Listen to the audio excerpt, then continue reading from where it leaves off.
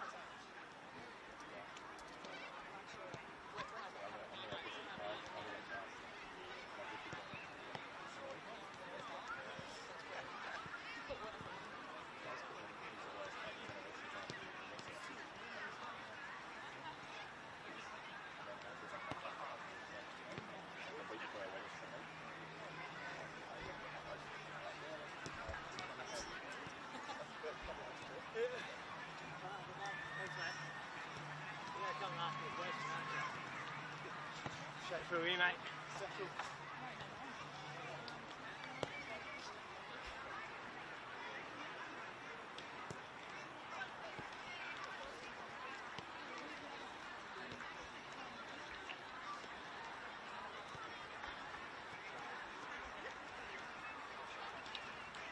Headset one's on that side, headset two's on here. My headset, mine? Yeah. Now you're getting all my eardrums. And they both immediately let me know to get the slip red buttons and they're away.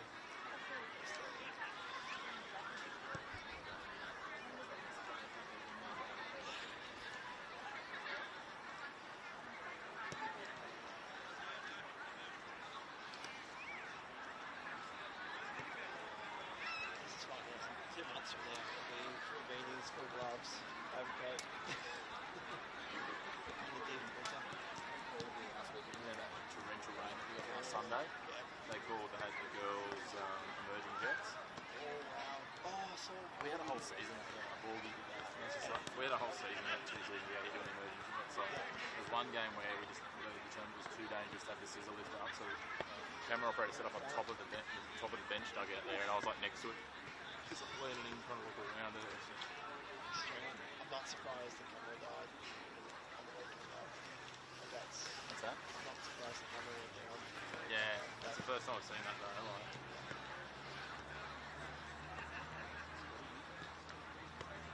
Takes a lot. Just for these days, most of them are there. yeah, and most, you've normally got some coverage on it, so.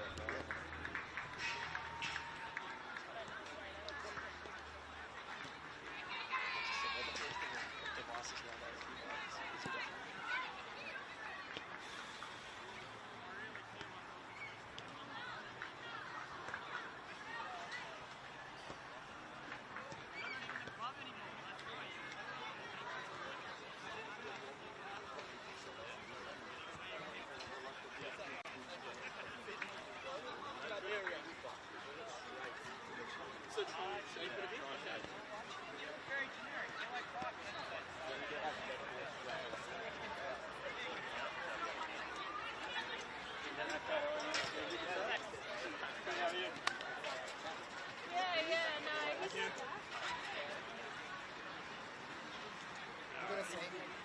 Yeah, these are supposed to be on to stop you from falling off.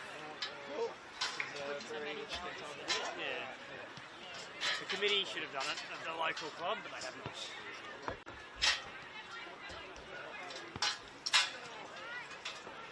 No need for that bit to be there. Hello, mate. How are you?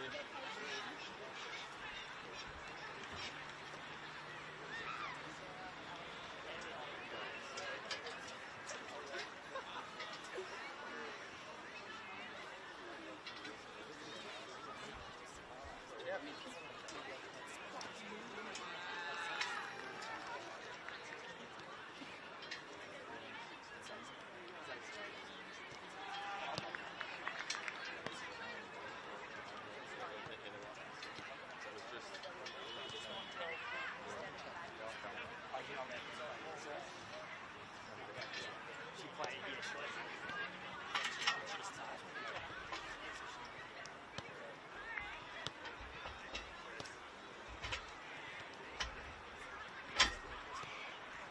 Talia. I think I was on the wrong way. I put the bolts in the sliding.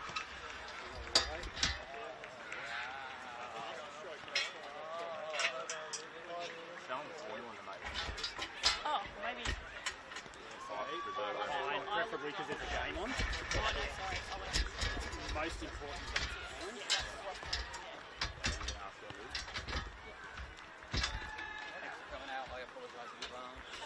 Thanks for coming out. I apologise in advance. Thanks for coming out. Apologies. Jeremy, how are you? You're trying to work out my team? We can't get on to squad. George Cook. Hang on, no. Does this look alright? Lives there? Lives in at a wedding in Melbourne.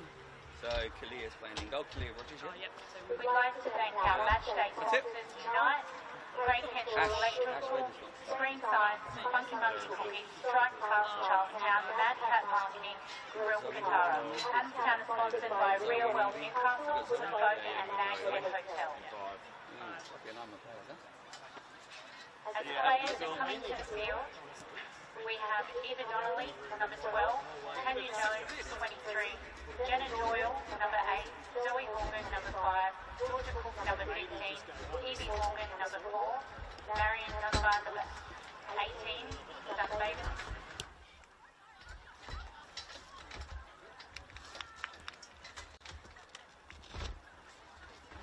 Yasmin Colby, Talia London, Alia White, and on the bench we have Ash Vetter, Winnie Granger, and Darcy O'Connor. Good evening and welcome to Saturday Night Football under lights at Lake Macquarie Regional Football Facility for round 10 of the Northern New South Wales NPL Women's Match of the Round. It's Adamstown Rosebuds hosting Newcastle Olympic, and we're set for a big one on the synthetic here at Spears Point. For Olympic, there's no secret about their intent. Craig Atkins and his squad have made it clear from day one that they're chasing that premiership. Sitting third on the ladder, they need to keep winning to stay in touch with Maitland and Azuri, and they'll be desperate to take all 3 points tonight. Atkins said during the week it's always tough against Adamstown. 90 minutes, they will be non-stop. We'll need to be on our game. Adamstown Rosebuds, meanwhile, might be sitting 6th, but they're only 2 wins outside the top 4, and Martin Slade knows they've got the quality. They just need to take their chances. Slade made it clear that confidence won't be an issue, especially after keeping a clean sheet against Olympic back in round 2 in a 0-0 draw. So here we are, 2 sides with very different stakes, but one common goal tonight. 3 points.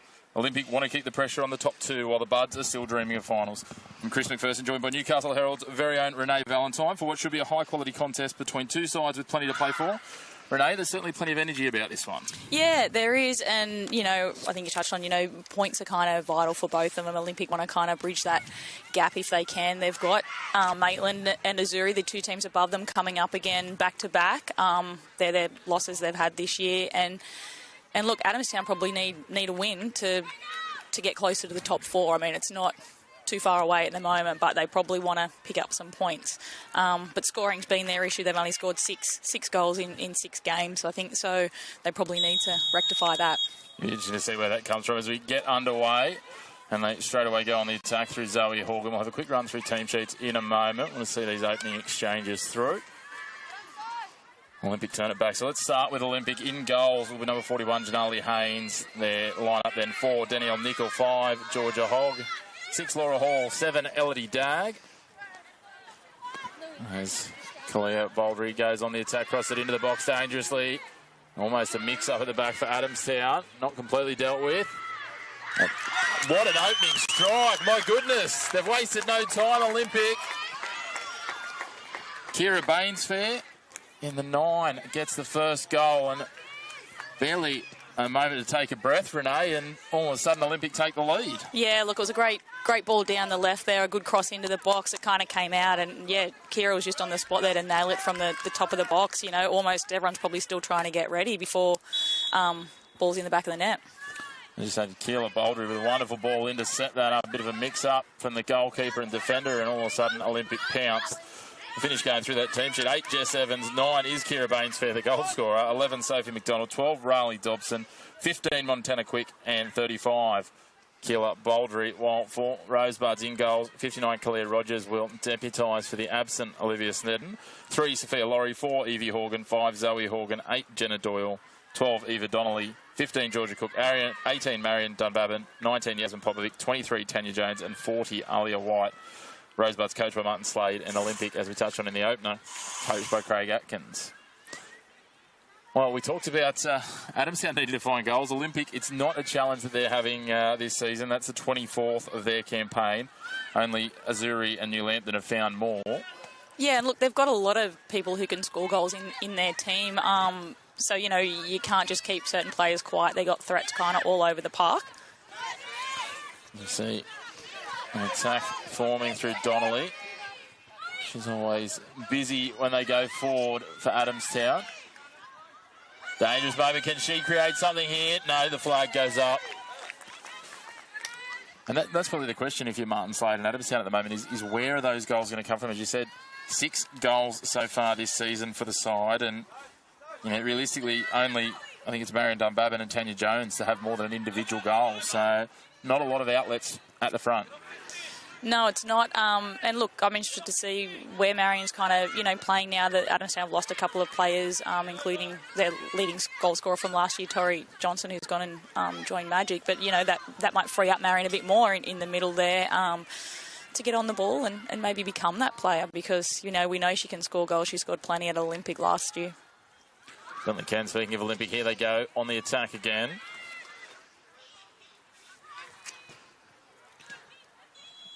Not exactly the most cohesive of play at the moment for either side. No, I always find it a bit frantic on this surface. The ball, everything moves quickly. I mean, you can get the ball, as we just saw there, quite quickly into the back of the net, but it can be also a little bit frantic. Certainly can, and I think for a lot of these teams at the moment, just the adjustment to the change in weather that we've had the last 2 weeks. And it feels like it was only a matter of weeks ago that we were calling Adamstown against New Lambton. The game got called off at half-time due to extreme heat. And here we are rugged up at Lake Macquarie Regional Football Facility on a Saturday night. So it has been a pretty swift change. Those opening sort of 6-7 rounds were played in pretty trying conditions from a heat point of view, even some of the night games. And now here we are, it's getting into proper winter sport times as Olympic again, looking to go on the attack. This time Safe McDonald. That's a creative cross, I would suggest. I'm not sure that's quite what she was looking for, and sails well over the goals.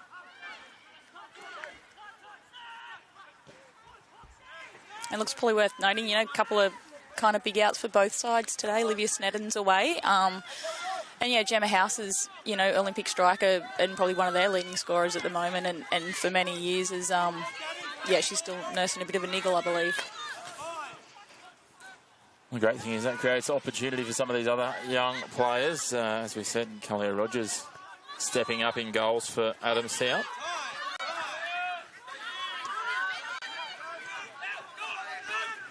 And it looked like Talon Convery was going to be the first choice keeper for Olympic at the start of the season, but with some things going on, she's making her way back in now. And I mean, her story in itself is quite an amazing one. She's still quite young. I think she's only about 17. Coming off a nasty leg injury last year, so...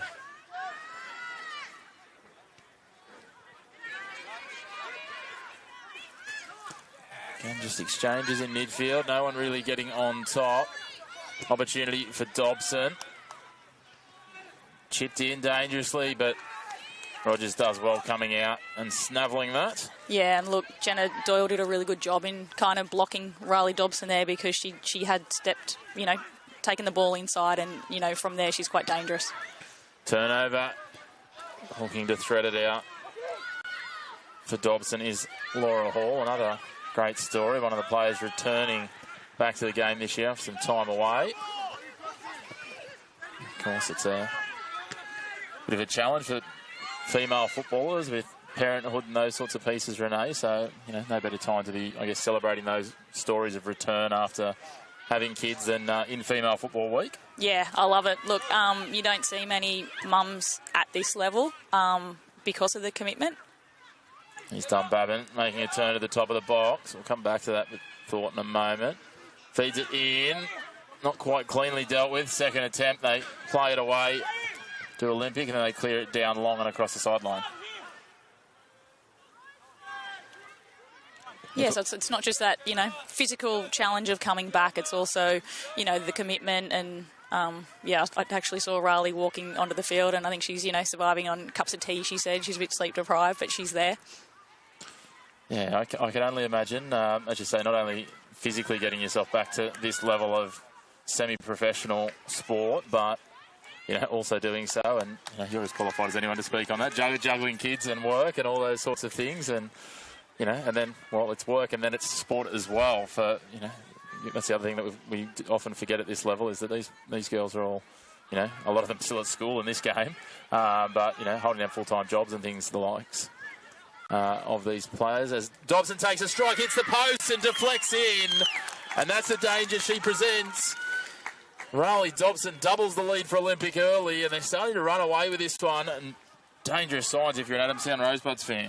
Yeah, and look, that sleep deprivation, obviously, isn't too bad at the moment. But, that's Riley's quite dangerous, as we said before. She was blocked on that one earlier. But, any space there, she's, obviously... her record speaks for itself. Her portfolio, many years in the A-League women. She's a fantastic player, and it's actually great to see her back on the field after starting a family.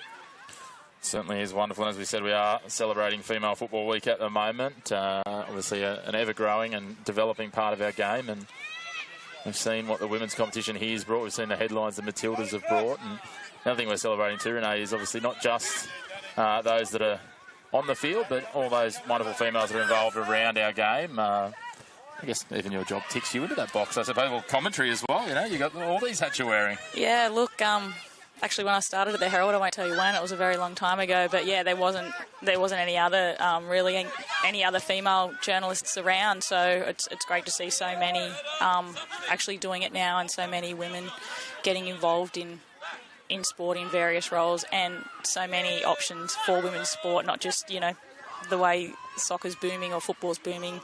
With the Matildas, we've got all kinds of sports, and, you know, my daughter's got so many more options than I ever had, so it's great to see. Yeah, it is certainly great to see, and we're seeing that, you know, burgeoning number. You know, you remember, you go back a little while and you had the Elise Perrys of the world that were playing multiple elite sports weren't that uncommon. Now it's not impossible to do, and it's almost on par with the men's. We still see a couple that, you know, I think to a Hannah Southwell and some of them that have still done it. There's still a couple, our own Kiva Bray, of course.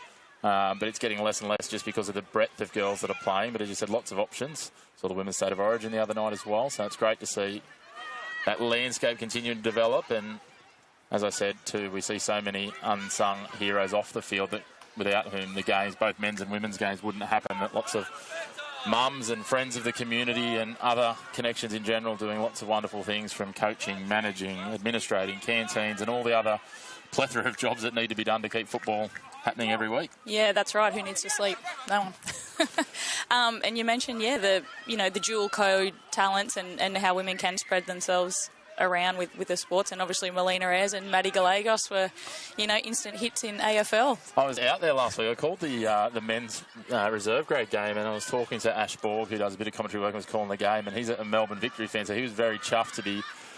As Adamstown get one back from the corner... Just trying to see who that was that's managed to put it in. Was it Dunbarton in the end? Look, it's taken a touch. I think it might have been one of the defenders, but I'm probably going to have to see a replay on that. There was a lot of bodies in the box, but it was a lovely corner in there. I mean, I think could have come off anyone there. It was Marion Dunbarton in the end. She came through the pack, and just, as you said, it was a deflection. Probably more good fortune than good management, but we've barely blinked here. We've got 3 goals. It's 2 goals to 1. Adamstown closing the gap back, so... livening up. It's, never a dull moment in the women's NPL. And, of course, you can watch all of the men's and women's first and reserve grade NPL games here live and free on Northern New South Wales Football's YouTube channel.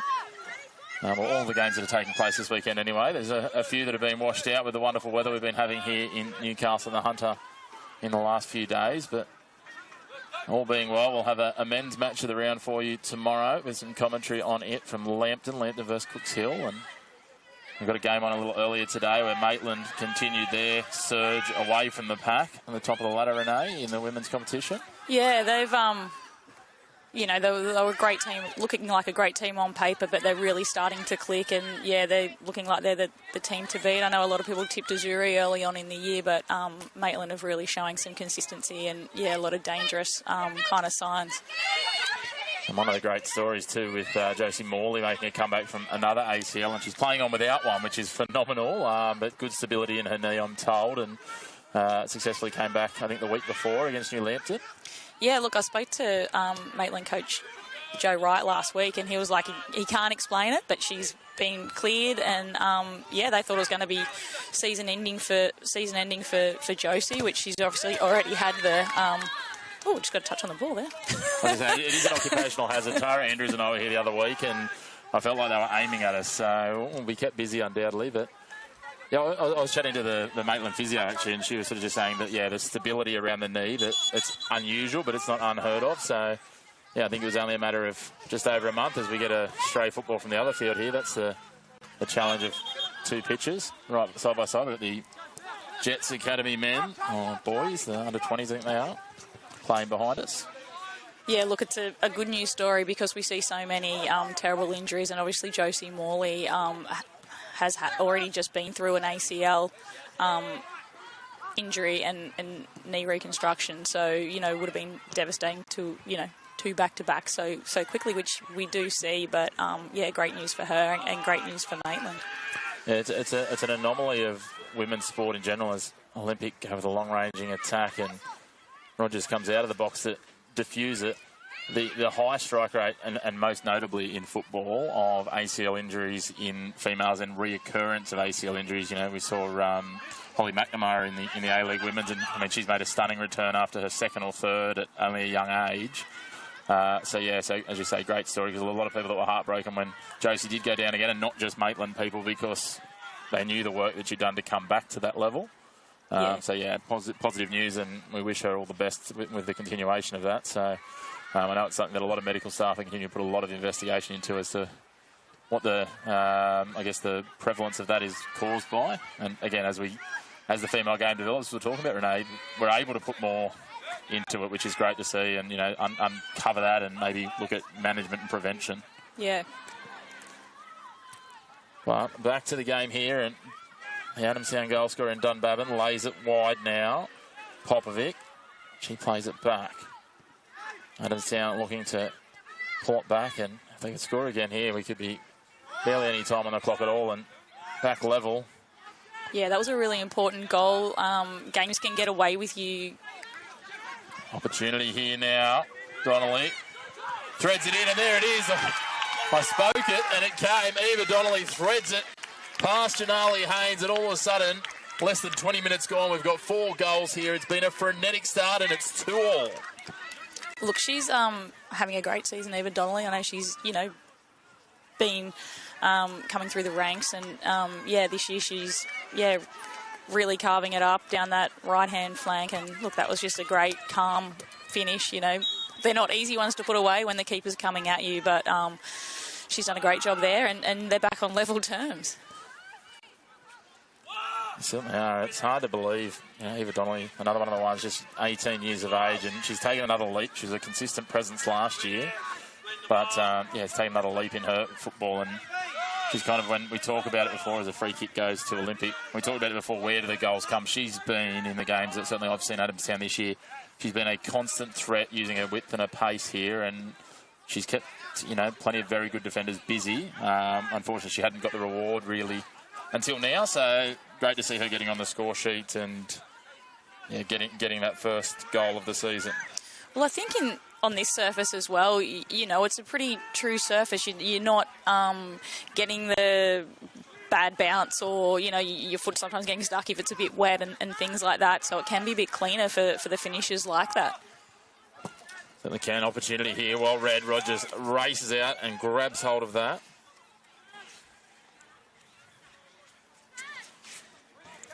As we were talking about before, Rosebud's a prime opportunity here, especially with Lake Macquarie losing on Friday night out here at Lake Macquarie. They went down 4-2 to Azuri.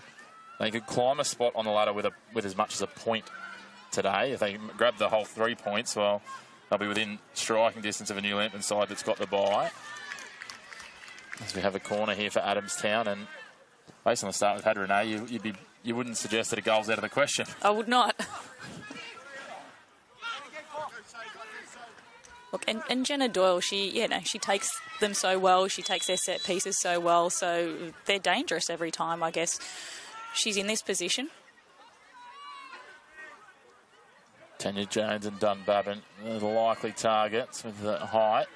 It falls back and well taken. Haynes comes out to this one. She wasn't giving them a chance for the deflection. No, she had that one well covered. Keep things moving. Here to Olympic, and decide to play it back. And we're talking about the experience of Riley Dobson and that wonderful strike that got them on the board as the ball deflects almost into the bench from Danielle Nicol. But it's handy when you've got someone with the experience of Alex Hewen coming off the bench as well. We saw she got some minutes in earlier today. Yeah, she had 60 minutes in the reserve grade game and scored an absolute bomb of a goal as well. Yeah, so to have someone that's got a Matilda's cap to their name coming off the bench in the NPL is it'll be interesting to see how Craig Atkins decides to utilise her today. And certainly if Adamstown keep turning the screws on them like they are at the moment and putting the pressure on after, look, I'm going to be honest, after 10 minutes I thought we were going to be in for some sort of landslide here. Yeah, I agree, but and you can hear Adamstown coach Martin Slade, he's really got quite vocal now as well, telling them, to press. Out in front of Nicol. Good defensive pressure, and again, unsurprisingly, it's Jenna Doyle shutting things down, but it'll be a corner. Riley Dobson will step up to take it. It's funny how that momentum shift, I mean, we see it in sport all the time, but like you said, 2-0, and within, not many minutes, and you're thinking this could be anything, and then with another couple of minutes, you're back on level terms, and the energy seems a lot with Adamstown and the momentum at the moment. They seem to have that extra spring in their step, but can Olympic jag something here? The experience of Riley Dobson taking the corner. Lofts it towards the back post. Tanya Jones wins the challenge. Out at height, a benefit. Not completely dealt with. Now pushed into the box. A little fumble, but well covered up in the end by Rogers. Yeah, that shift of Tanya Jones this season from up top to defence has been a really crucial one, hasn't it? It's given them that height, and she's, clearly can play anywhere it seems, but she's doing a great job, and that was an important clearance off that corner. Speaking of important clearances, Janali Haynes coming out using the head there in a one-on-one contest, did well. All of a sudden, Cook sends it wide, a little too wide for Donnelly, but again, you can just see that the defence naps a little bit on Donnelly, and she raised away, creates space really well. Yeah, if you overcook it a bit on this field, it just kind of runs. It won't hold up, which again is that difference from, your turf surface. Even more so once you get a little bit of dew on here, it just gets that real skiddy slipperiness to it. That's pushed across the sideline by Georgia Cook. Throw now. So it's a little bit off-putting. I keep hearing the whistles on the other field here, and I'm like, hang on, what's happened there? But no, just the throw in. Thompson. No, we're going to have another throw. Slowly advancing down the line, inch by inch, Olympic. And it forward. Dobson brings it down, gets a nudge. The referee says play on. And then hacked over the sideline by Danielle Nicol.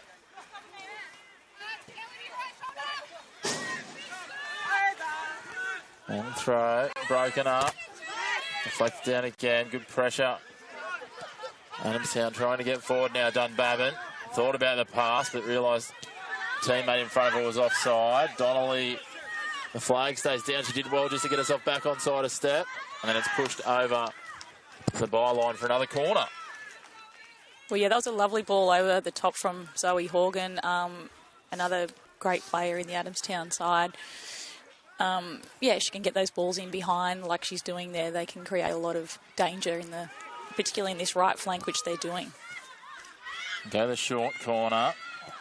Now cross too deep, too heavy from Yasmin Popovic. But look, in general, talking to a lot of the coaches this season, it seems to be like there's still going to be some scores that'll blow out a little bit on the scoreline, but the games themselves seem to be a lot closer this year with the 7 teams. You've got Lake Macquarie's come in. I mean, they've been doing really well in their games as well. It's just, some of these teams, the teams at the top have probably got more proven goal scorers in their team.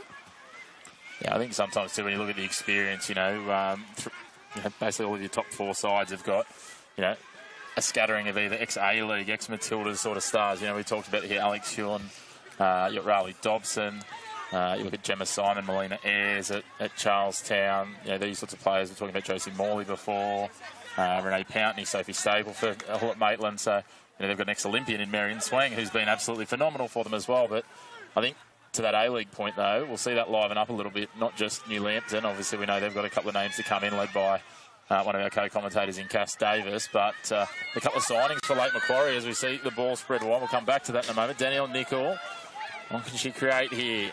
She pulls it back, tries to thread it in, but well dealt with again. No surprises. The captain, Jenna Doyle, stands up.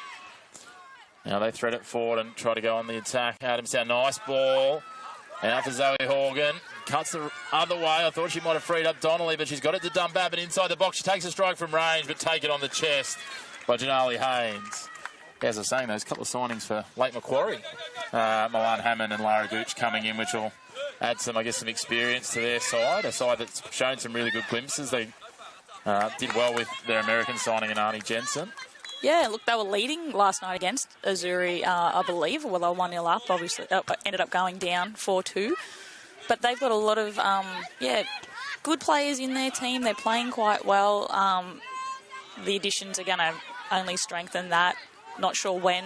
Lara Gooch has obviously had a few injuries through the A-League season, so not sure when she'll be ready to play. I think Milan Hammond a couple more weeks because she's got to wait that 30 days from the last time she was on the team sheet for the Jets. Obviously, a couple of players coming to New Lambton. And look, it'll be interesting to see in that transfer window or the registration window, you know, who else picks up who. I know Adamstown are going to pick up a couple of players. They've got Georgia Cook's twin sisters, Sophie and Mia, coming back. I think they're in the States at the moment, so they'll come back for a period of time and they'll boost them as well. And, yeah, look, it's always a bit livens things up a bit this window. Yeah, it's going to be interesting to see what comes of that. And, yeah, obviously there's still a few other A-League players who are available. I know there's some that have had chats with the club, so we'll wait and see if any of them come forward, because sometimes those conversations just amount to them realising they'd like to have a break as well. So I think you can't blame them. I take my hat off to especially the likes of Cass, who I feel like she's been playing 12 months a year for as long as I can remember and has barely missed a game. I think she's only missed one game in her A-League's career over some phenomenal amount of seasons, and I think she's maybe third on the all-time games list now for the A-League Women's, and then you throw in the fact that she's playing NPL every year as well, and although she will tell you that she credits that for the reason that she can now score goals in the A-League, because she's been scoring more and more each year in the NPL. So yeah, it's incredible. And I was only talking to someone the other day about this, how she hasn't, well, she's only missed that one game in, I'm not sure how many seasons. I'm going to get this wrong. I'm going to say 11, could be 12, but it's been since 2013. And to be playing back-to-back NPL and A-League seasons with just that 30-day window, which she does complain about. Yeah, I think if she could, she'd be playing. She wants the NPL Northern New South Wales to become classed as a professional competition, which that's an explanation for anyone that watches the emerging Jets. That's why the girls can go between the emerging Jets and the Jets, because the NPL New South Wales, the Sydney competition, is classed as professional. So professional to professional needs no changeover time, but professional to semi-professional, which is Northern, 30-day changeover, which, yes, Cass was not real happy about the other day. I think she was ready to rock and roll straight away and would have liked to have been, essentially out there last weekend. So, well, and I think, while A-League is classified professional, if you see the pay packets, that's probably more likely semi-professional. The fact that people like Cass need to hold down another job while they try and play at a professional level with travel and all those other things indicates that the effort and the training that goes into it. Oh, tight challenge there on the keeper. Certainly, yeah, as I was saying. I'm not sure if Martin Slade's praying or... He's getting animated. We've talked about this a few times. I don't know if it was a conversation with yourself, but some of the animation from some of the coaches at this level, and the women's competition is great for it. We've got, Martin, we've got Jason Panjarski, who are probably two of the leading candidates for their emotion on the sidelines. And then in the men's competition, one of my favourite is Mick Stafford at Bell Swans, who he just seems to be having a really good time when he's out there. Doesn't seem to matter what the result is. Like, he's obviously riding the result, but he's always up and about, isn't he? He certainly is, and he's got some wonderful one-liners. Maybe we need to get him in for a commentary cameo, because he's quite a funny character, Mick. Loves his footballers. Olympic now go back on the attack. It's going to be broken up in the end and seen over the sideline. Well, it's been great to see them come back into the competition as well, hasn't it? And, they're holding their own. They certainly are. I was looking forward to heading down to Blacksmith. That was the originally scheduled match of the round, but despite the fact that the pitch is made of almost purely sand, we still had too much water. Local Quarry Council closed the doors on that one last night, but that'll be a catch-up game to be held at some point in the coming weeks. Riley Dobson almost conjures some magic there through the attack. There's some theatrics from Tanya Jones. I think she thought she was playing back at the front of the attack and in the other box. Well, she did well. She weaved through a couple of them, didn't she? But then kind of got cut down and dispossessed in the end. It's interesting. You talked about her positional switch. We were watching her versus Maddie Gallegos here the other week, which is two players that they would have battled against each other plenty of times in recent years, but at the other end, where Maddie would have been the defender and Tanya would have been at the head of attack, and now it's the other way around, funnily enough, and Maddie's made a fist of it, as has Tanya, in terms of those changes. Yeah, it's probably one of those ones where you're like, thank goodness I don't want to have to mark that player, and then all of a sudden it's role reversal.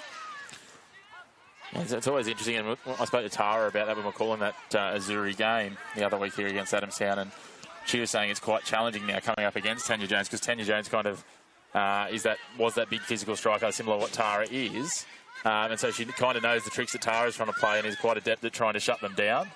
Although Tara was quite thankful that she got lots of feedback about her pace up against Tanya the other week, so she's going to really love me bringing that up again. Well, look, I don't think Tara Andrews needs to be too quick. There's, a couple of types of players, I reckon. There's the ones that need to be fit and fast, and then you've got the ones who are extremely skillful, very technical, and, they don't need to be running too far because of the skill level that they've got. Well, look, at the end of the day, the amount of goals Tara's scoring, it's obviously working, right? Like, she's scored more goals than some of the other teams in this competition this year, so she's absolutely on a tear with the goal scoring this season.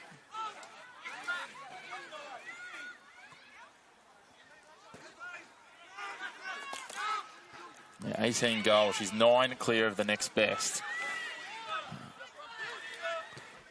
And that's not an anomaly, really, even this season. She's just been doing that for a few years now. Riley Dobson takes a chip shot over the keeper. Just to the left. I thought she'd hit it on target. I love that she turned and apologised to her team for that. Like, it was there to be hit. But she'll be a little bit dirty that she didn't finish that better, because that's the sort of player Riley Dobson is. Yeah, and look, not the easiest kind of one. Opportunity again here. Oh, she'd love to have that shot again, would Bouldery. I think it pops up a bit more. It can do on this surface as well. So, maybe just didn't quite hit it on target there, but had a good go at it. Wasn't far away from a second for her this evening, and certainly a player that knows the way to go, especially dangerous from that sort of 12 to 20 yard range, as all of a sudden Adamstown going forward. Racing forward is Horgan. Couldn't be found. Yeah, that was a great little run there on the left. Just couldn't quite get that pass into Dunbab, and it was looking pretty dangerous if she could there. Unsurprising, it was Donnelly again. She just switched over to the left for a little bit and almost caught one of the defenders napping here. Her pressure both ends of the field is phenomenal, Donnelly. Now we see a great battle.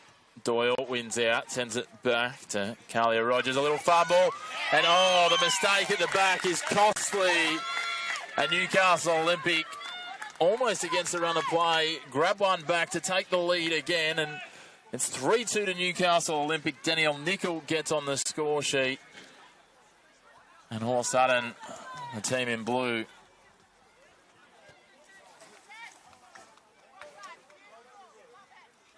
apologies, it was Sophie McDonald that finished that one. A long blonde ponytail streaking down the left. There's two of them there. That's what's got me. But Sophie McDonald gets on the score sheet, so I stand corrected, but it is 3-2. Yeah, look, that was good pressure that she applied there too, and just a little fumble. Really unfortunate for Adamstown, because it's a real arm wrestle, this game. Certainly is, and Adamstown, we've seen just goals coming in at a flurry, back-to-back goals each time. Could we see it to a 3-all draw? They're just waiting for a ball here. You would have thought the way, with how animated Jenna Doyle is, that there was only seconds left in the game to snatch this back. Good to see that intent, though. We've got Popovic up front, ready to make a run. We've got a Horgan in the box, a Horgan out of the box, Zoe and Evie. Tanya Jones making a run to the back post. Overcooked a little, it falls out for Donnelly, sweeping around the back. She chips that. I'm not sure that's quite what she was looking for. But the offside flag has gone up, and the threat will pass for the time being for Newcastle Olympic, and they'll maintain the lead. Yeah, just maybe a bit more time. I mean, it's always hard in that situation. There's most of both teams was up there, but maybe just a touch on the ball and have another look. She could have probably passed that one in with a lot of body still in the box. Always seems to be with a couple of these younger sides, the challenge just of the youthful exuberance, just rather than the composure. Speaking of composure, here's someone who will have it in spades when the time is needed. Riley Dobson sends it wide. Broken up initially, but sputters across the sideline, and Kira Bainsfair will take the throw and comes back to her, the opening goal scorer. Now, there's a clumsy looking challenge, and Jess Evans puts it into almost the next suburb as she decides to bury that across the sideline. Olympic defending stoutly here. Rosebud's trying to find a way through. The thing about this ground as well, though, is, the ball's never too far away. You know, like if you're getting a bit tired in the game and you want to kind of milk a little bit of time while you're running to do a throw in, the ball's still right there, so you don't really. Yes, so you really got to make an effort to clear the 6 foot netting. Actually, probably 10 foot netting. Yeah.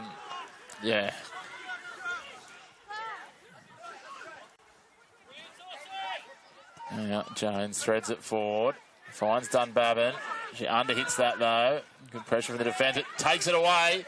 2-on-1 on the left. Plays it back infield. I think she might have got foxed into that by a former teammate maybe. Yeah, look, she did well. She beat 2 players. Just probably was lacking a little bit of support coming through the middle there. But, yeah, in the end, passed it straight to Olympic. Well, considering there was no Rosebuds there, I have to feel that someone gave her the old fake call, and there's nothing worse than that, is it? In any sport, when you just know you've been outfoxed. Adamstown get given the free kick here.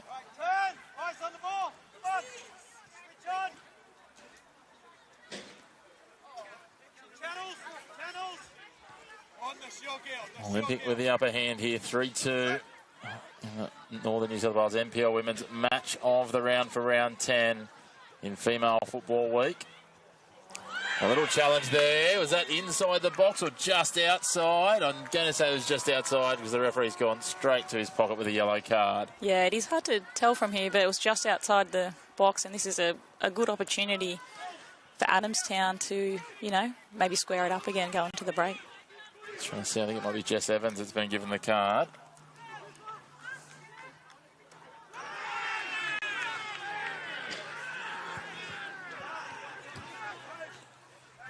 Dangerous opportunity for Rosebuds.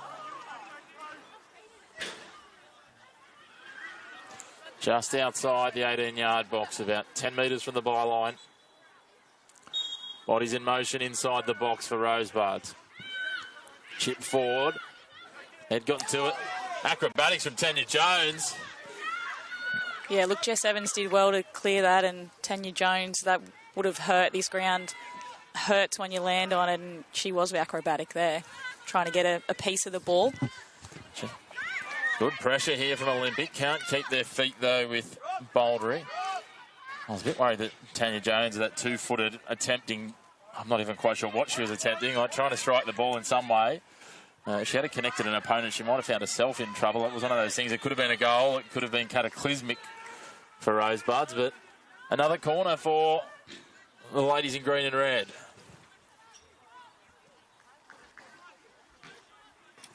This is how they found their opening goal. Can they snatch another one as we head towards the half-time break?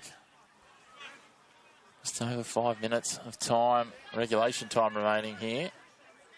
It's been an enthralling first half, 5 goals so far, hit heavily. Tanya Jones gives a little nudge in the back, Olympic appeal. It didn't matter anyway because her header was well off target. Yeah, just created a bit of space for herself there, didn't she? Just, which I'm not sure which player that was to the ground. Might have been Sophie McDonald again. But, yeah, just freed her up there. But, yeah, off target with the header. But she's obviously one of their main targets there on those corners, and they've had a few. They certainly have. They continue to push forward as much as they can here. End-to-end football. Hardly a moment to look away. 5 goals already. Yeah, I think that's the thing with this surface as well. It is end-to-end. It does require a lot of fitness. You know, we might see that come into play in the second half. These two teams are quite fit. But it can be played, you know, there is no time to rest kind of on this surface. It, it moves around quite quickly. Certainly does, and I think, too, the fact that you can get, as you touched on earlier, the truer bounce, the truer pass. The quick throw-ins. Yeah. And, again, these sides, both of them have been quite happy to play up-tempo so far. And ball in contest here, it spits out. I'm not sure anyone quite knew where it was going, but pops out in front looking for Bouldry, but Tanya Jones is back there, and yeah, she read that quite well, Tanya. She intercepted it, and look, Adamstown have done well to play out from the back here, and they've got a bit of space. Go back inside.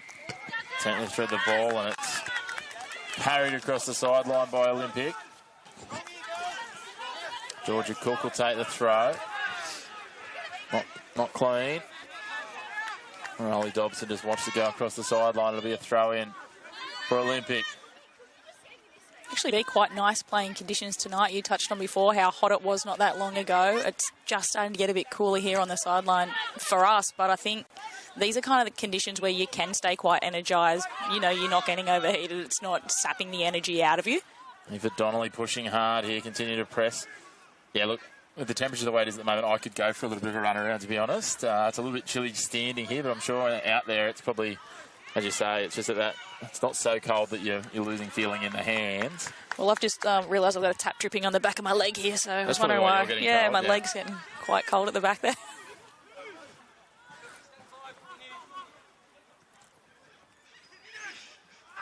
Really feel like this game still, despite the fact that we're nearly at half-time, we've had 5 goals there for a player or players to really grab it by the scruff of the neck. And, you know, it's the oldest saying in the book, Renee, but, you know, that next goal, especially if it comes before half-time, is going to be so crucial, because if Olympic go in with a 2-goal lead, it's going to be easy for Adamstown to get despondent. But if they could grab one back, you can see that Olympic, who've certainly probably had the better of the football, would be sitting there scratching their head going, how have we, you know, come into this game against a side that only found 6 goals in 6 or 7 games, and now all of a sudden they've put, at the moment, 2, but potentially 3 past us.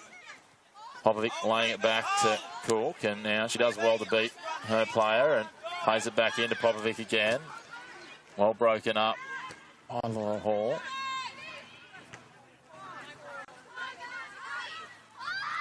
Melody Dag working to try and find some open runners. Happy to drop it back to Georgia Hogg. Yeah, look, Elodie Dag's probably one player you don't want the ball to fall to when you're on the opposition team. She's got a lovely way of holding up the ball, turning quickly and laying off.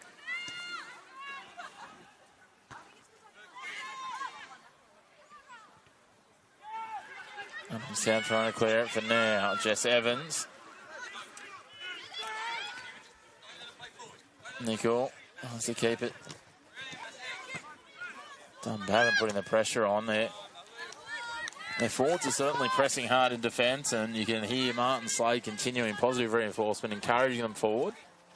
Yeah, Danielle Nickel did really well there. She was under a lot of pressure, but she's got a lot of experience. I think she's coming up to, you know, a milestone match for her. One of these players that's been in this Olympic side from the start, I'm pretty sure. Chloe Horgan plays it into the feet. An opponent gets the throw to go their way. They go the long throw, but Nickel breaks it up. Popovic racing forward, brings it down. It's got Halia White there, who we haven't seen a lot of so far this evening. A couple of players out there that have probably been reasonably quiet. Tanya Jones striding forward. Can't get the pass threaded. All of a sudden turned over by Laurie. They've been quiet on that edge, and all of a sudden White and Laurie combine.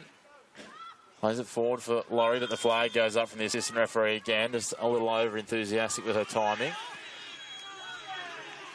Yeah, they're getting it up there. They're causing trouble. Just probably that last pass a couple of times. They just, you know, there is a new combination up front. Marion Dunbarton obviously came in this season. Yasmin Popovic, there's been a few players. So I think it's one of those ones, isn't it? You know, as the comp goes on, teams get more cohesive, that kind of thing. But I think now the bye round is in there. You have less games to kind of build to. We're nearly at the midpoint in the season of the competition.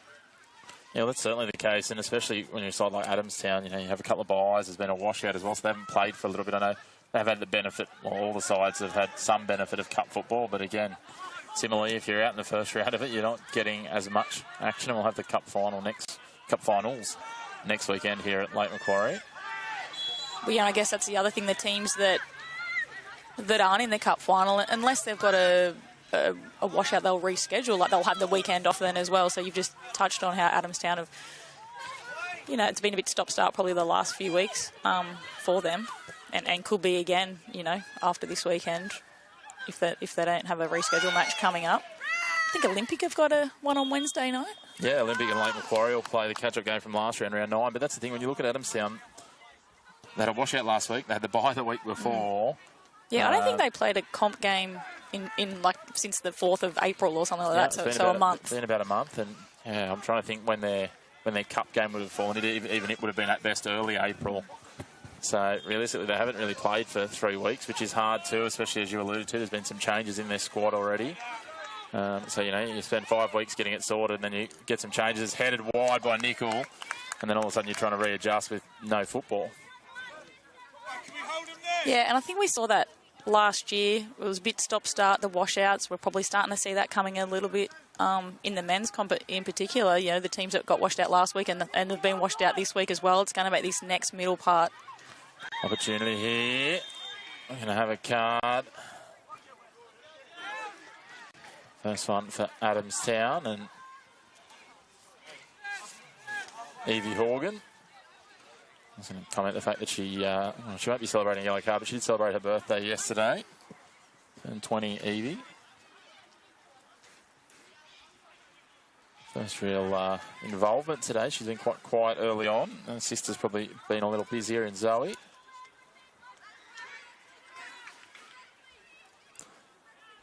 Yeah, an opportunity, a very dangerous opportunity.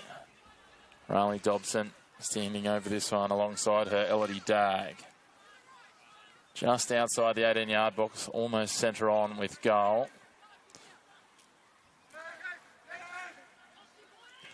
This is a perfect spot for Dobson. She's got the ability to curl this nicely. Off the right boot, she strikes it, curls it. The keeper, a little juggle.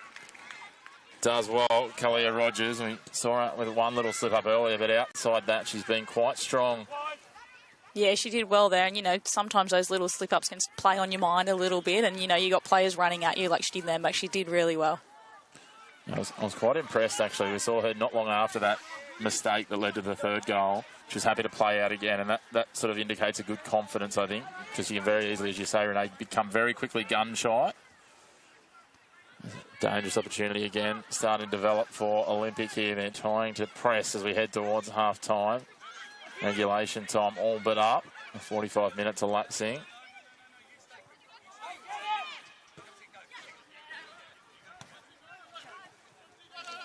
Yeah. The fourth official puts up 1 minute of additional time, so it'll be a frenetic finish here. Olympic would love to grab a fourth. Dagg takes the corner. Not a lot of tall timber targets if you're Olympic. It'll be interesting to see what they can come up with here. Beats everyone in the end beyond the back post and trickles away for a goal kick.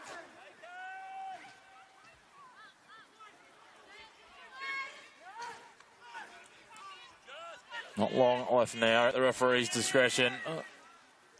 In the shadows of half-time. It is Olympic leading by 1. One last foray forward, is it? Rogers snavels it quite easily. Just happy to play it out. Dangerously, considering what we saw earlier, but Tanya Jones coming away with it. Under pressure now. Donald trying to take it away. A bit of a fumble and a juggle there from White. And cleared away towards halfway, and the referee says that will do us for the first half here at Lake Macquarie Regional Football Facility. And Newcastle Olympic do head to the break with what you'd probably describe as a deserved lead, Renee, but it's been a frenetic first half, and I don't think many were predicting 5 goals so evenly split.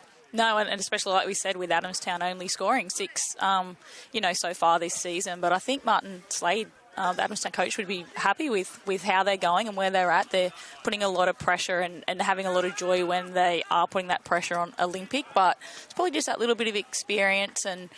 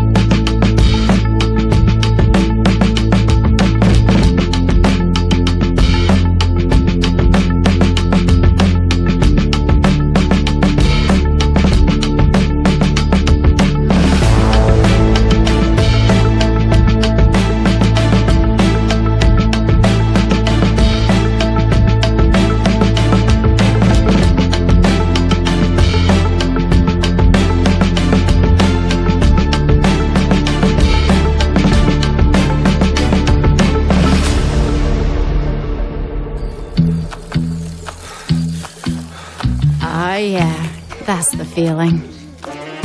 Progress. Momentum. Getting somewhere. That's what it feels like when you bank with Newcastle Permanent. With local experts and award-winning customer service. We're here for you, and we're here for good.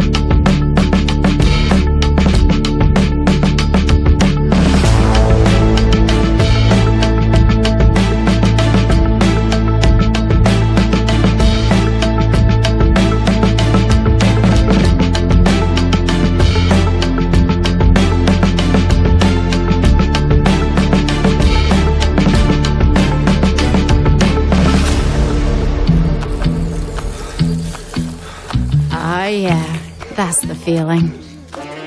Progress. Momentum.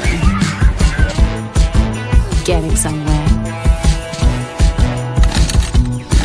That's what it feels like when you bank with Newcastle Permanent. With local experts and award-winning customer service. We're here for you, and we're here for good.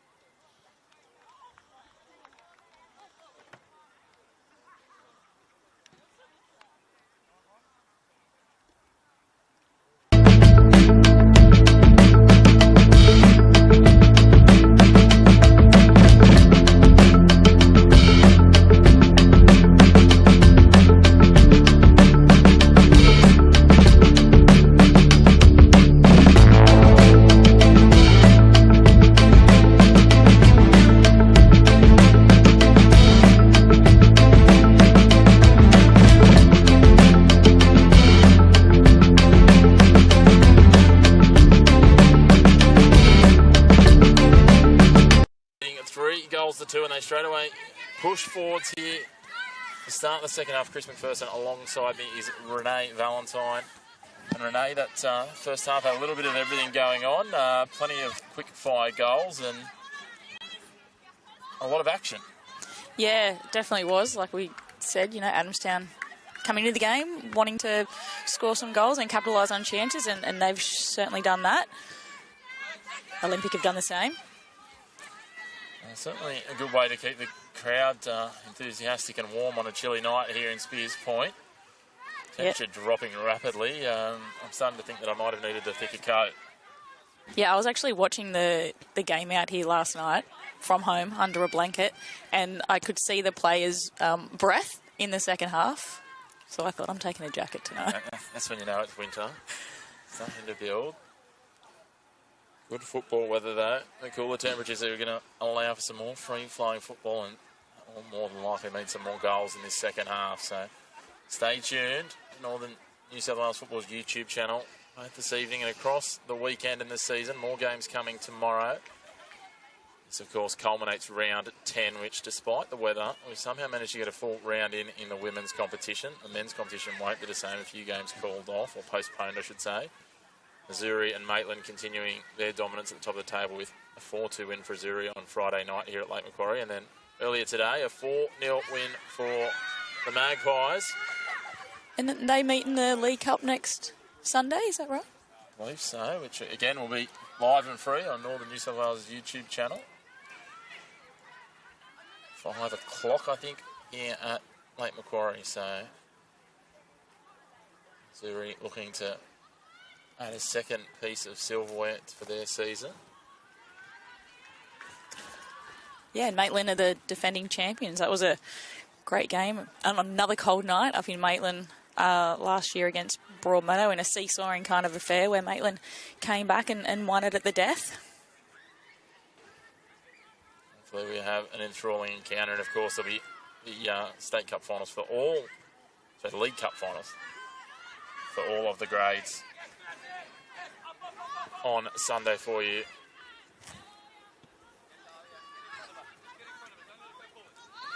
Olympic going forward here, good challenge. He's going shoulder to shoulder, McDonald and White.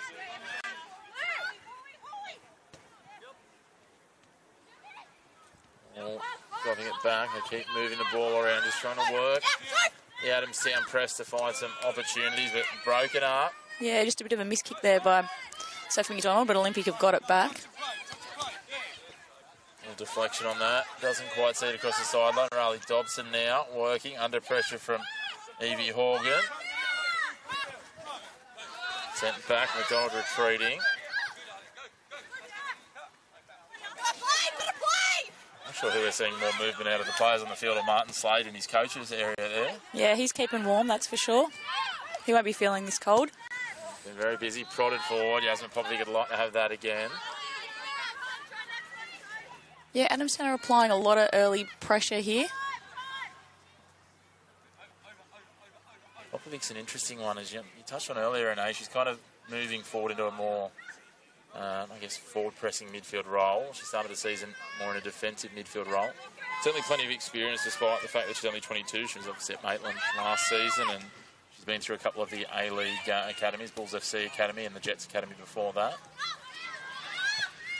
Yeah, there's obviously in this competition it's been going for a while, and there's a lot of players, and Olympic have got a few of them, that have been around for a while, and we know are kind of the established players in the competition. But we're starting to see in the last couple of years, a lot of these young ones, your Tanya Jones and your Yasmin Popovic is coming into the competition, and really kind of starting to make a little bit of a mark.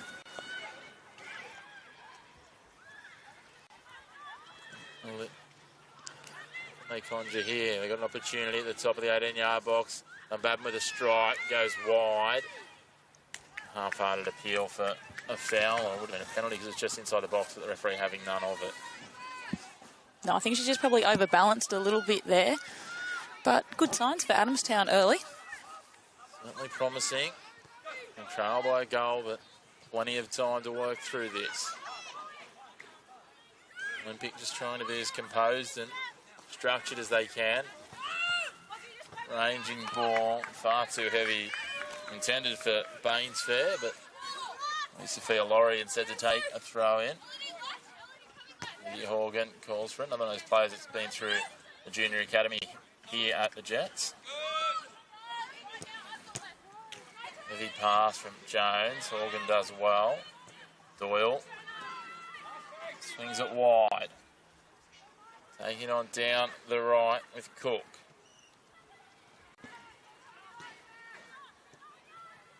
Popovic now.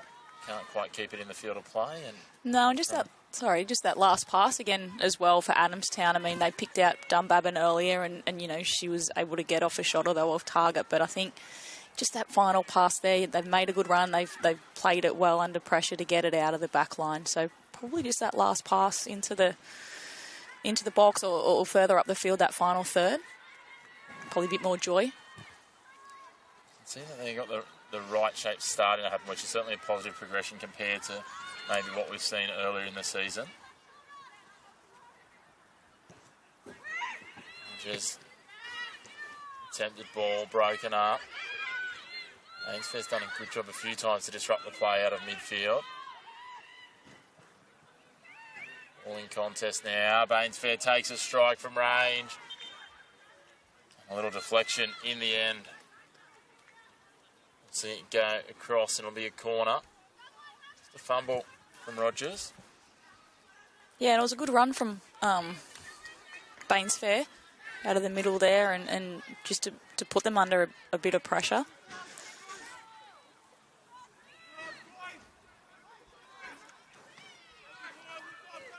Thompson takes the short corner and a little slip on It's going to be slippery out there, isn't it? I worry for a moment that it might have been a bit more serious of a slip the way the feet caught. Now the pace of Donnelly around the outside on the right, crosses it in, looking for the box. But easily dealt with by Haynes. She takes it on the chest and gets things moving. A nice little tap on for her own advantage from Dag. Now she switches it across. Pushing forward now, Dobson wide on the left. Threads it forward. It's going to fall for a second attempt. Nice little balk and then a shot. Deflected. It'll trickle away for a throw in. And interesting to see a little bit of a positional change there for Olympic up front. And Riley Dobson pushing wide and Killer Baldry more central. Just maybe looking to get a bit more space and time for Dobson on the ball.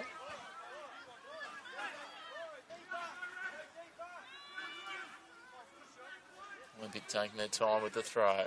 They go long, looking into the box, but don't quite find their range. Push forward again. Olympic will continue to press. So they're tightening their grip on this one. The ball pushed out in front of Bainsfair. Plays it into the back of the legs of the defender and will earn her team a throw. Yeah, it was a lovely one kind of touch there from Sophie McDonald to get Bainsfair in behind, wasn't it? I thought they were going to run out of room there. But yeah, she's done well to get the corner. Again, interesting to see how they look to set this up. Not a lot of height. Well, this is probably their tallest player now. Nichols sitting well back towards halfway. Drilled in dangerously. A couple of bodies coming into contact, not completely dealt with a strike. Just pushed into the box. Push back across, can they get a shot away along the ground and wide to the right. It goes from Laura Hall. It really feels the corner and the set piece for Olympic is more of a hit and hope than anything. They don't really have a real direction. You can normally see that set piece, you know, certain players making runs. They're just waiting for something to hopefully almost fall to feet. Yeah, for sure. I mean, they had a lot of bodies in there, but didn't look too dangerous really in the end. McDonald here. Winds up, takes a shot. Nice parry in the end. Rogers, not completely dealt with Dobson. Sliding effort. Riley Dobson more interested in arguing with the referee than worrying about where the ball's going. And yeah, appeals for a handball, do you think there? I think so. I think it was Tanya Jones slid in and it might have scuffed up. Both her hands were by her side, so it should have been very hard done by. It was a great save, wasn't it, though, from Rogers there? Throw in, not a corner, it looks like now. And the long throw. sliced away and then off the outside of the boot. Not quite what they were looking for there, Olympic. No, but I think like you mentioned earlier, you know, when the dew does get on this ground, the ball, you know, you could see with the earlier throwing, not that one there, the one before, it is looking a little bit slipperier and it is going to be a bit harder to control. It's interesting when it gets to that point then, isn't it? That, you know, do you try and take the extra time to control it, or do you just do what it looks like Olympic are trying to do and just try and get that shot away and hope that you get the clean contact? But, you know, obviously due on balls, due on boots, due on the synthetic as well. There's a lot of things slipping and moving in different directions. Olympic get a throw, they march downfield. Mark Slade pretty animated and upset that they took that a little bit further forward than maybe where it crossed the line. Now it goes back across the line, and this time it'll be Rosebuds with the throw in the attacking half. Babin sends it back, just prodded forward with a bit of optimism. Good challenge there, and then looked more like a rugby tackle than a football one, but anyway. I thought actually you might have seen more at the MCG, a bit of an AFL around the back and rolled around with them so that you don't get done for slinging them to the turf. Either way, it's going to end up the same result, a free kick here, and probably right at the edge of range, you'd think, even for Jenna Doyle. Yeah, Tanya Jones is calling for it. She's making the run.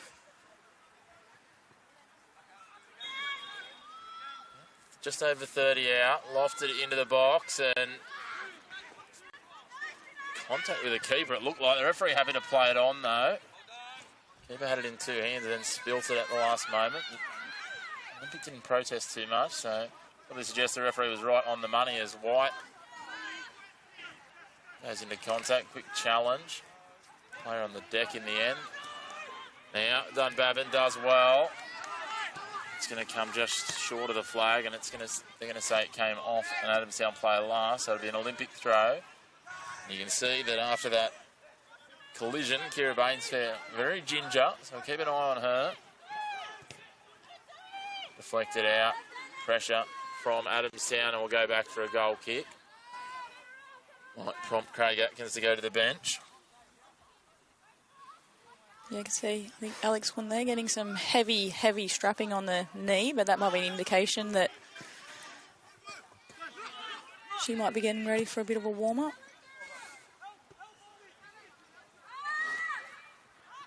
A lot of people questioning why some of Alex Quinn's ability was great, and that might allude to some of the reasoning. Because that is a lot of tape. And again, if you've got, I guess, any knee niggles on this surface with a bit of slippage in it, you're going to want all the security you can get. As someone who's been through some knee injuries myself, certainly always plays on your mind. Now see it worked forward. Good to see that Bainsfair's back into stride. Popovic breaks this up. Good idea, not quite the execution. Popovic gets it again. A lot of communication coming from Adamstown, and now Tanya Jones is racing back to deal with this and pushes it to Rogers. Played out through the captain in Doyle.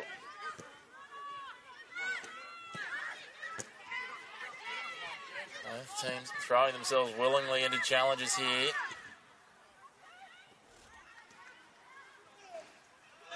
Rosebuds trying to push their way down the right. Donnelly just hammering through a group of Olympic players there. And they come up with here, Olympic, it's sort of deteriorated a little bit into a bit of a stalemate from what we saw early in the game. White throws herself into that one. Bainsfair's taking all sorts of contact at the moment. The ball trickles over right in front of our position here, and it'll be a Rosebud throw. And just sort of see the fatigue just slipping in to both sides here. The execution not quite the same. Yeah, you're right. And both teams are putting a lot of pressure on each other as well. But yeah, it does feel like there is a bit of fatigue coming in. The ball's a bit slippery, like we said. Both are defending desperately and applying a lot of pressure. Great example of that there from White. She's been throwing herself into some contact in recent minutes. Opportunity at the top of the 18-yard box for Olympic. Half-hearted strike goes wide of the goals.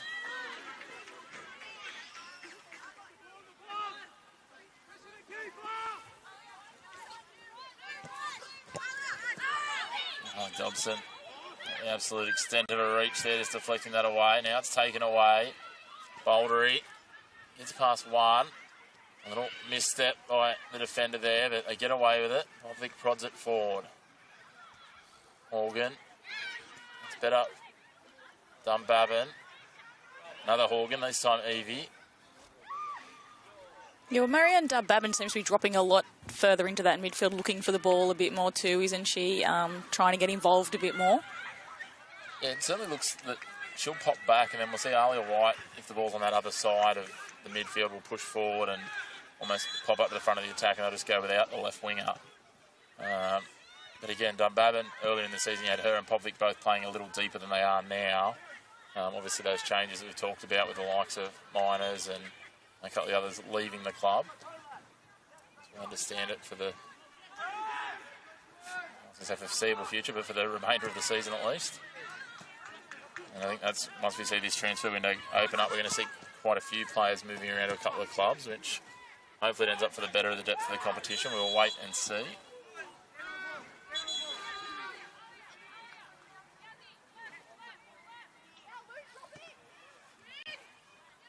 Lofted forward, looking for Dobson. Jones is there.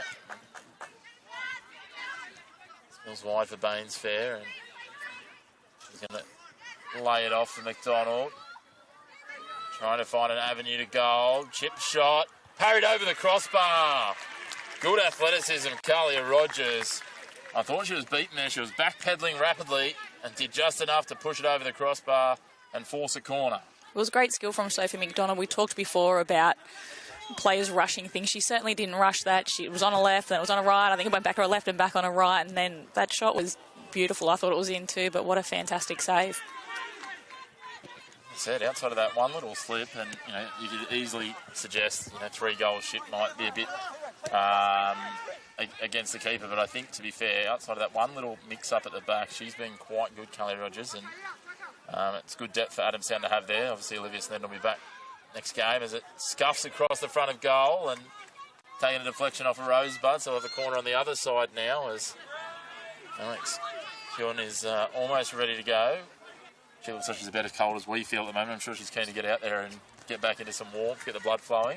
Yeah, I'm sure she'll warm up soon enough. And yeah, that was, one that could have gone begging a bit. Craig Atkins, the Olympic coach, had the hands on the head as the ball kind of skimmed past the far post there with no contact on anyone. Taking their time with the corner. Then an option forward first. Nothing happening with the short corner for Quick.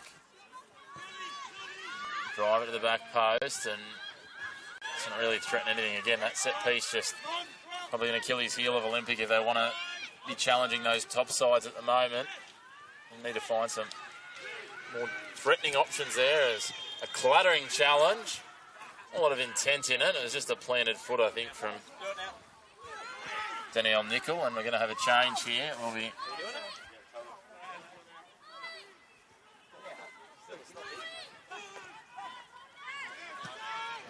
not going to have a change yet. I'll take that back.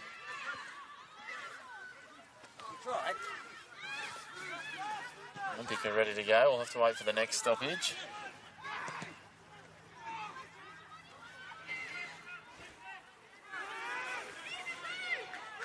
Jenny here for Adamstown. Again, that threat of Donnelly just continues. She's ever present, Renee.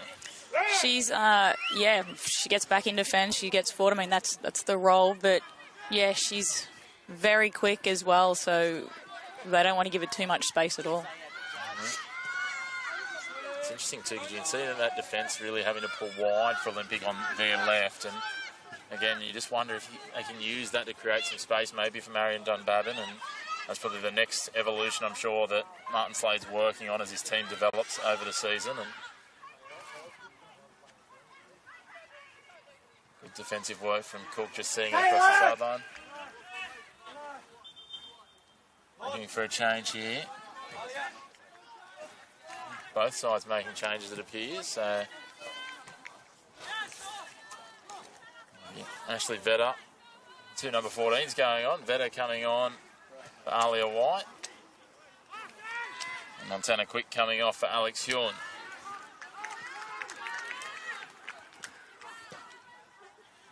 Tally of ex-Matildas, the 2 out there for Olympic.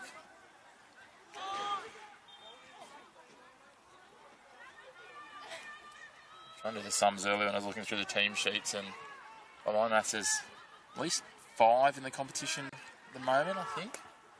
Gemma Simon, Zuri, Tara Andrews. Yeah, the 2 here, obviously. I'm trying to think who the 5th one I had in mind.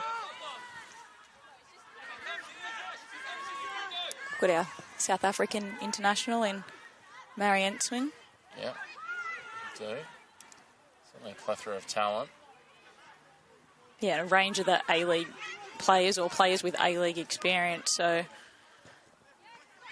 it's great to see. Strike from range, well wide, and again, you know, a few players as well. We've seen the likes of, we're talking about Milan Hammond and co before, you know, some girls that have been in the junior Australian setups at different points. A couple of them starting to come into the mix as well, so just keeps talking, and, you know, probably backs up Cass Davis' argument that maybe it is time for it to be considered on par with that Sydney competition, the NPL New South Wales, at least in terms of how it's rated, and yeah, that way Cass can play another few games a year, just what she needs. At least she doesn't have the challenge that we have of, you know, trying to keep our partners happy at the other end, because her partner's in the team at Newhampton, so that makes it a bit easier.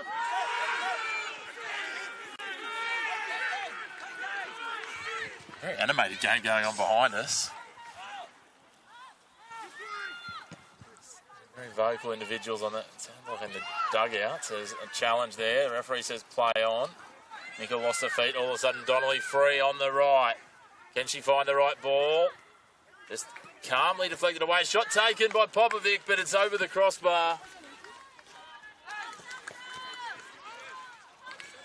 Yeah, well, we talked about how quick Eva Donnelly was. I mean, Danielle Nicoli's very quick herself. It's a great matchup they've got going over there. She did very well to get that ball into the box. But yeah, probably just need a few more bodies. Need to find some targets. Again, it's, I guess, the challenge as well when you've got, you know, your tall timber and Tanya Jones move to the other end. If you've got Donnelly creating that, then maybe just Dunbabin pushing a little bit further forward might be the piece, and others following up into the box. Now Olympic, their attack broken up by Horgan, Evie Horgan that is. Just thinking we've got 2 Horgans and we potentially end up with 3 Cooks at some point. This is going to be very confusing calling Adamstown in the back end of the season.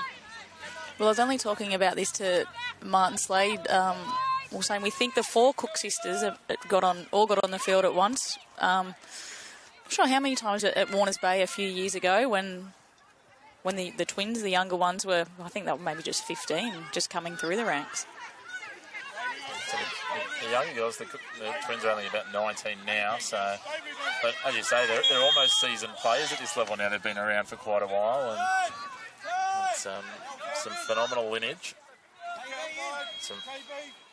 Any number of a wonderful cluster of football families that are around our ranks. There's quite a few of them when you look at some of the clubs.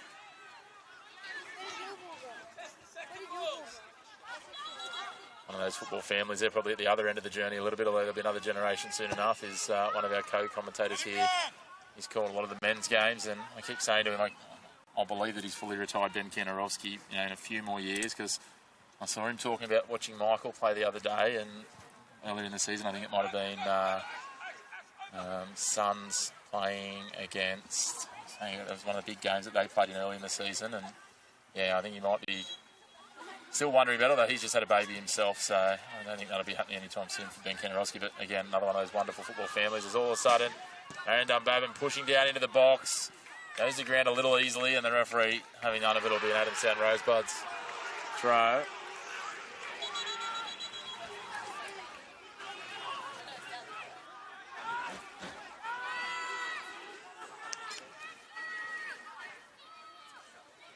The throw again. Bicycle kick over the top to no real avail, and it'll be a goal kick.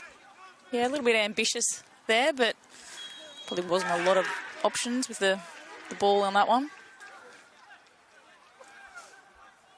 Tell you what, we're starting to look a little silly here. We were talking about it in our half-time wrap about how there's plenty more goals to come, and it hardly looked like one outside of that stunning save from Kalia Rogers a few minutes ago.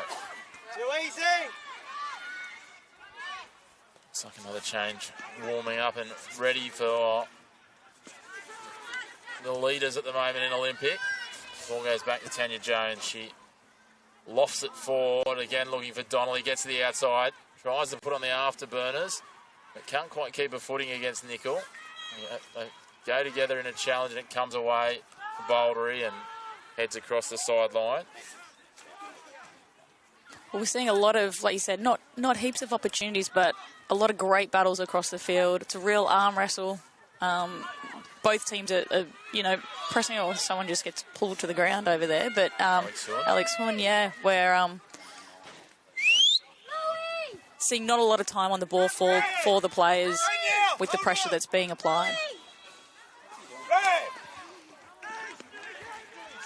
Struggles with communications of the referee. Oh, there we go. We're going to have the change now. It'll be Sarah King coming on.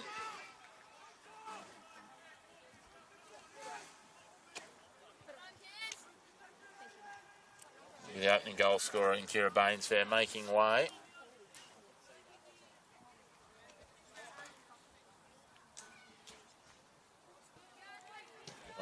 Hush settles over everything as we take a moment's pause.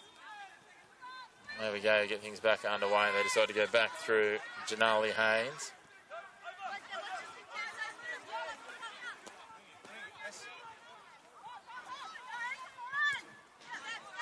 Plays it forward, misdirected. Sophia Laurie lays it off. They push it out wide. No runners there. Laurie's going to try and race down, and King will get her first touch. Laurie to take the throw. See how slippery that ball is. She's struggling just to hang on to it for the throw. Adamstown take the throw. And get another one further advanced. Nice throw to the advantage of Dunbarton. If she can get a shot away, she can, but it's not enough power or the right direction. No, she did well then, just to, roll, open up space and get the shot off, but just off target. Oh. Dobson might have worn that on the side of the face. She didn't even... Felt my reaction on that one. I think we felt it more than she did. She didn't even react. That would have stung in the cold. Dangerous here. Almost falls. It was a good ball, wasn't it? But couldn't... Alex Huon thinks about winding up from distance. We saw Gemma Simon score a couple of weeks ago from similar range. Maybe after that one in the reserve grade game, which I think was from almost halfway, they reckon. It was an absolute bomb Alex Huon scored. Maybe was thinking she might double down. I'm sure I've heard her on the Jets calls with Gareth Wozik, and she's been learning from Gareth. By the end of the season, that goal will be from inside her own 18-yard box. Look, I can't verify it was from halfway. Pops up for Boulder. He takes a shot from range, pushes it wide to the right. I was going to say Kalia Rogers is either unsighted or very confident then. She did not move an inch.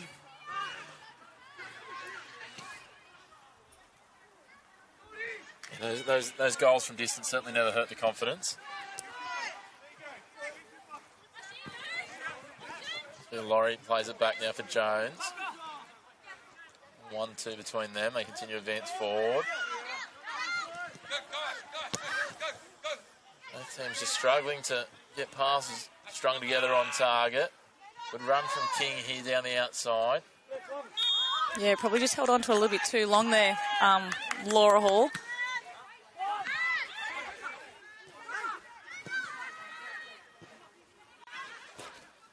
Breaks that up. Falls for Dag.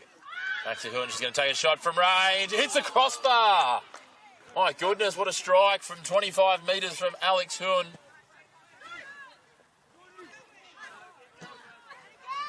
Adamstown scrambling. Battling to be organised and escape their own defensive third. You just feel Olympic now. They can find a way to turn this pressure into a goal. Might be enough to seal it. Misdirected pass. Dobson threads it forward. Baldry takes a shot, parried away, not quite completely dealt with, but enough. Again, cometh the moment, cometh Kalia Rogers. She gets another save. That's a few back-to-back now in this half. She's keeping her side in this match. Yeah, and that's great for confidence, isn't it? Every save you make.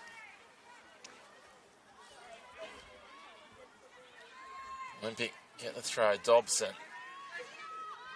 So composed over the ball, taking her time. As I say that, the commentator's curse strike. She turns it over, but Adamstown couldn't make the most of it, and it's a throw. See straight away Sarah King trying to get herself into some open space on the opposite side here. Well, there's plenty out here, isn't there? Everyone very compressed. I think we've got 21 players on what would be the left-hand side of the Olympic attack side of the field. They're all essentially barring Sarah King and the Olympic goalkeeper in a quarter of the field. Now that space is opened up. King can travel if she wants to. She transitions forward, threads the ball, wonderfully placed. Out in front, Bouldery, but Rogers again reads it well, gets out to the top of a box and clears it.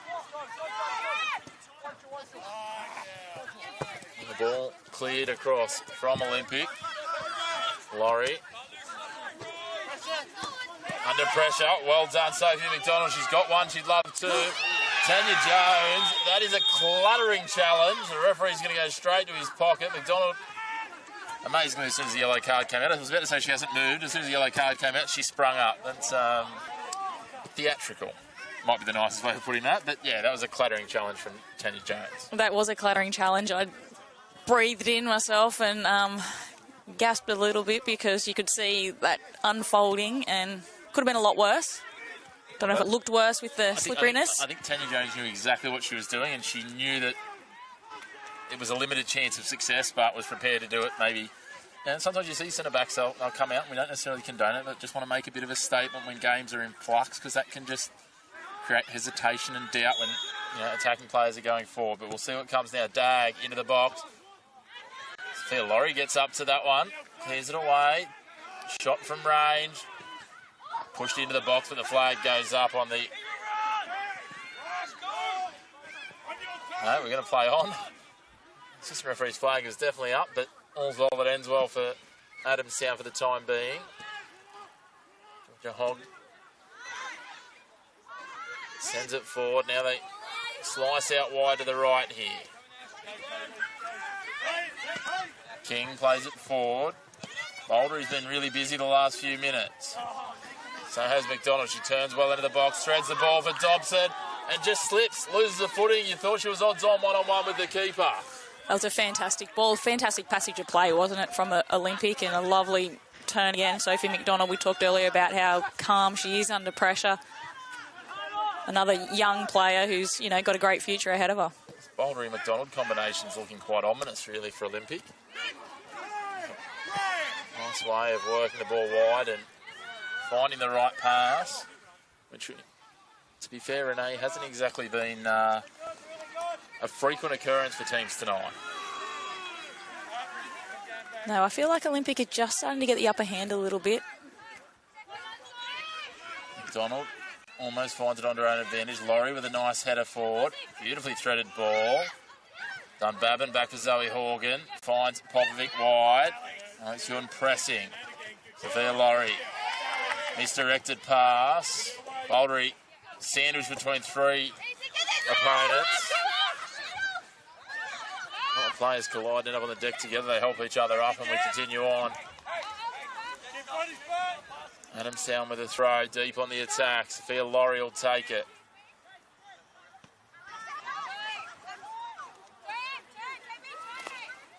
Laura Hall trying to sell that to the referee. It should be an Olympic throw. He's having none of it. Now they push forward and deflected across again from Olympic. Air swings from a couple of players and spits forward. McDonald, Evie Horgan, Tanya Jones. McDonald comes off second best.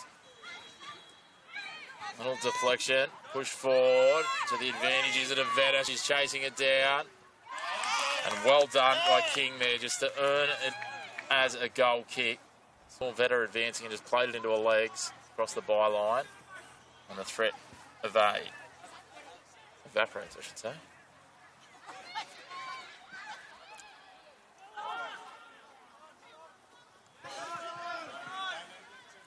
Really feel, as you were saying just before, Renee, Olympic certainly got the momentum in the upper hand here, but I still can't be completely convinced that Adamstown couldn't just nab one against the run of play with a few of the passages they've strung together. If they get that last pass that you were talking about earlier, it wouldn't surprise you to see them nab one back and really put this on a knife's edge.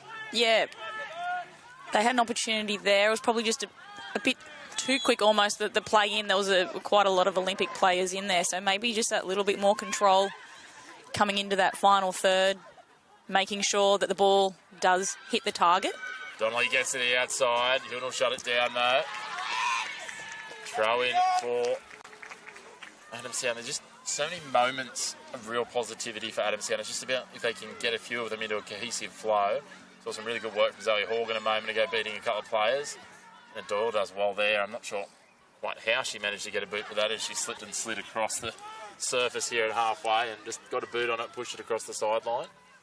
Well, they're just doing a lot of work. They're getting the ball, they're playing it out from the back, but maybe just turning it over, making it a bit harder for themselves, or turning it over in the middle, just with a pass that a little bit misdirected or just isn't executed perfectly. Now, Adamstown, what can they come up with here? Pressing, sandwiching defence. A threaded ball, looking for Vetta, but she couldn't get a boot to it.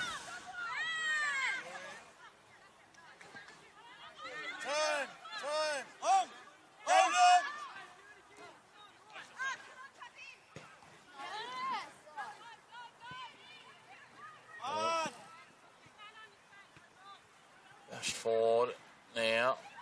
Falls defeat for Adamstown. Dunbabin, can she get there? No. Well blocked run by Evans. Inside the last 10 minutes here. And the score remains as it was at half-time. 3-2 in the favour of Olympic. The ball went a lot higher than it did long from Haynes. Now laid off Laurie. Continue to work forward. Evie Horgan. Pushes it wide to the right. Don't leave him in the middle. Watch me. Just like that pass there. It was a great pass. Dunbabin's running in behind. Cook can see her, but it's just cut off well by the experienced Olympic defenders. Pressure on from Huon there forces another turnover in midfield. And an all too frequent occurrence if you're an Adamstown Rosebuds fan. Now we're going to have another foul against Adamstown. Evie Horgan.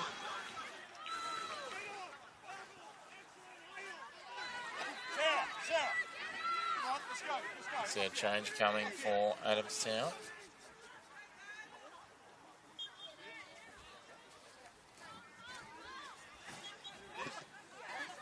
Come at the next stoppage, you'd think King does well to get forward and control this. Push through into the midfield. Lob forward from Evans. Dobson gets a little touch on it, falling back for King.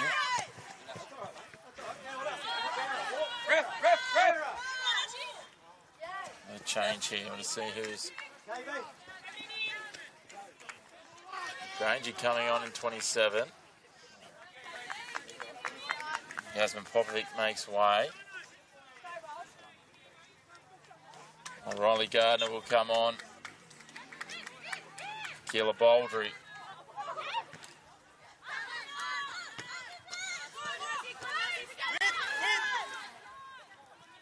Plenty of time on the ball in defence for Olympic as the clock ticks down here at Lake Macquarie Regional Football Facility. Alex Huon. She rattled the crossbar last time she pushed forward. What did she do here? Uses her power and strength to win the challenge. Ball falls for Dobson, looking for McDonald, broken up by Laurie.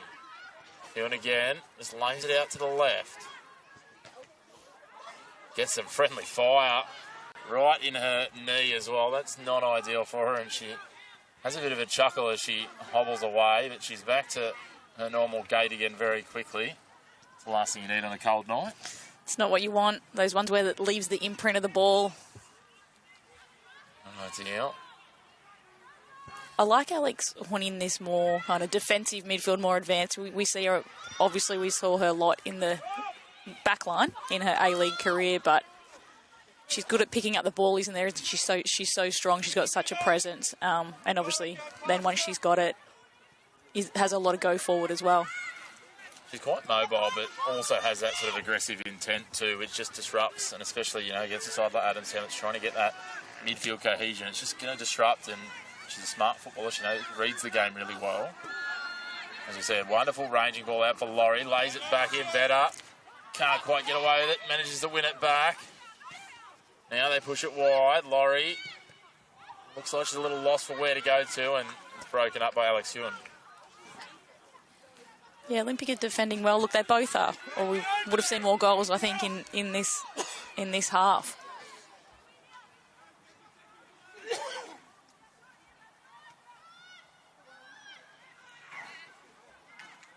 Inside the final 4 or so minutes now. Ticking down. Olympic with their hand partially grasped on a crucial 3 points.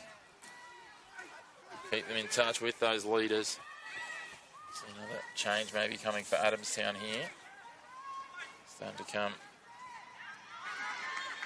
Look, I think when they met, I did look at this earlier, it was round 2 or round 3. It wasn't nil or draw. There were no goals at all, but shared the points in that one.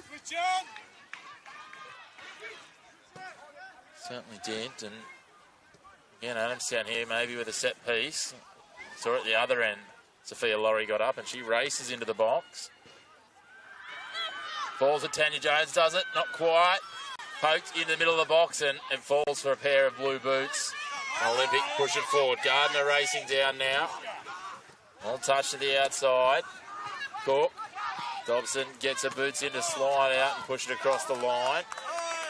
Comes off Adamstown last. What can Martin Slade turn to here on the bench to try and just inject a spark into this one late? So, play it early! It's not going to be Darcy O'Connor. All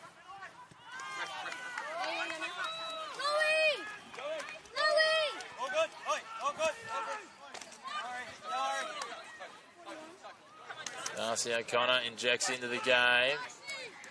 Zoe Horgan makes way. Interesting defensive change at this point, down a goal.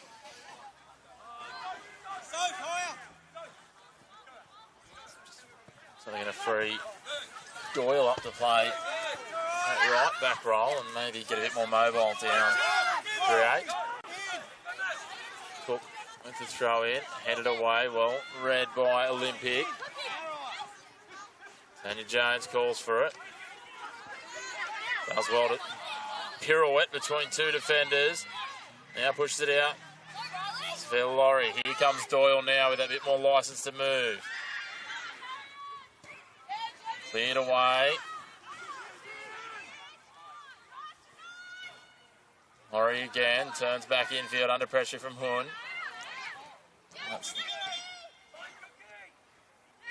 She might have copped a stray finger in the eye, has she? Yeah, just a incidental contact. I don't think there was anything in it, but one that I think has stung. For instance, they are very aware of anything on the head at the moment, so I think you might have thought there was... Just be aware out here, girls. Alex wants to contest the drop ball. The referee's not having any part of that. Certainly a feisty character. Tanya Jones now, she'll take a strike from range. Bounces up friendly for Janali Haynes. Yeah, she's done well there. Bit of dew. Not sure if those ones can skid sometimes, and we have seen that, I think, already this season. Into the final 60 seconds of regulation time. Wait to see how much added time. We only had 1 minute in the first half. There's been a lot of stoppages in the second half. Georgia Cook pushing forward. Cleared long. Tanya Jones deflects it infield. Must be careful not to be caught napping here. Adamstown pushing everyone forwards. All threaded up. Well one. Challenge from Gardner. Sorry, Granger.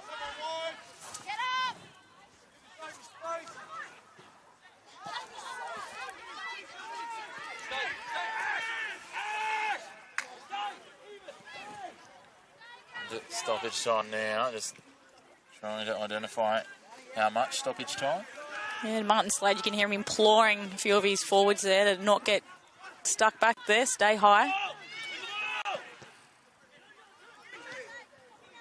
Let's see, at the referee's discretion now. Riley Dobson wide. Can she conjure the match winner and ice this one here?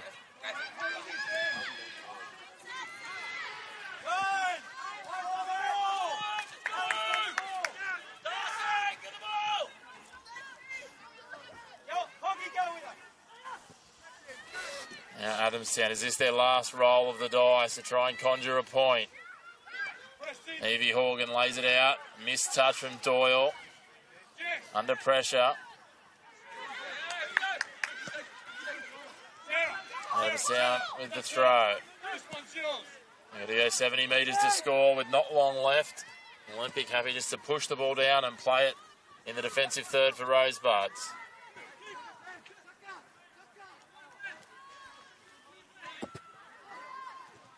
Misdirected passes exchanged for both sides. Neither side coming out on top just yet. Threaded dangerously. Opportunity here for Olympic.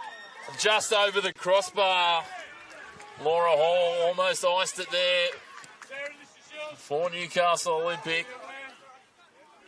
And Olympic also know they're well and truly holding the upper hand here in stoppage time.